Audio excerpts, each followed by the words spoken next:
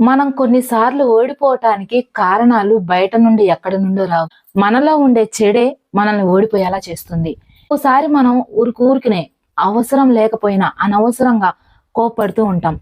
ఆ కోపం మనం ఓడిపోయేలా చేస్తుంది. కోపంలో ఆలోచన శక్తిని కోల్పోతాం.